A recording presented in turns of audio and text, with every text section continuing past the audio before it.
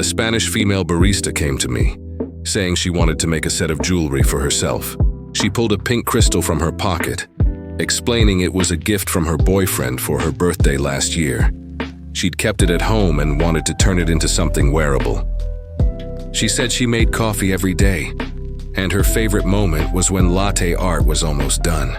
The soft pink of the milk foam floating on the coffee's surface, exactly the color of this crystal. I asked her about her design ideas. She thought for a moment and said, "I don't want cold, rigid settings. I hope it looks like it's being treated gently, just like how I treat every cup of coffee." Then she pointed to her coffee cup, which had a caramel-colored rim, and said, "Look, this color, warm. This is the feeling I want." I started brainstorming the design.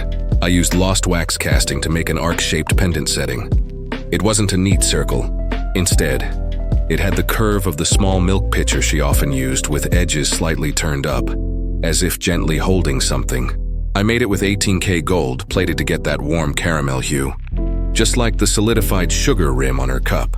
The most unique part was the small diamond chips I dotted on the setting's surface, scattered irregularly.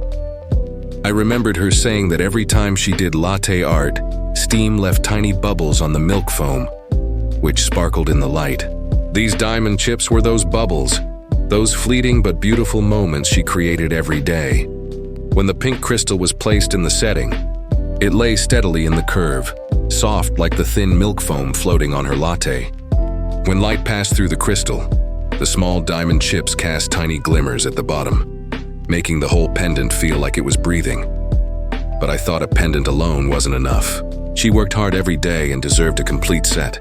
So I made a pair of earrings, also with 18K gold, but in a flowing shape, like the stream of coffee pouring into a cup, like the curve of her wrist when doing latte art, light, fluid, and carrying the rhythm of her work. The surface was also given a matte finish, just like the pendant setting. No harsh shine, but full of warmth. The day she came to pick it up was a weekend, and she'd changed into a white shirt.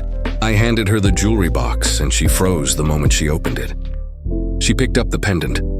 The pink crystal swayed gently in the golden curve, and the small diamond chips sparkled. Suddenly, her eyes turned red. "This is what I see every day," she said. The milk foam, the caramel rim, the light. She put on the necklace and earrings, then stared at her reflection in her phone for a long time. The pink crystal hung by her collarbone, the diamond chips sparkled with her breath, and the flowing earrings swayed softly. She said, "I thought beauty only existed in coffee cups. I never knew it could be worn on me." She turned to leave, then suddenly looked back and asked, "Did you know? Every day I make so many cups of coffee. When each latte art is done, I stop for a second to look at it, because that moment is the most beautiful, but it fades right away. Now I can carry that moment with me forever." I watched her walk out of the studio.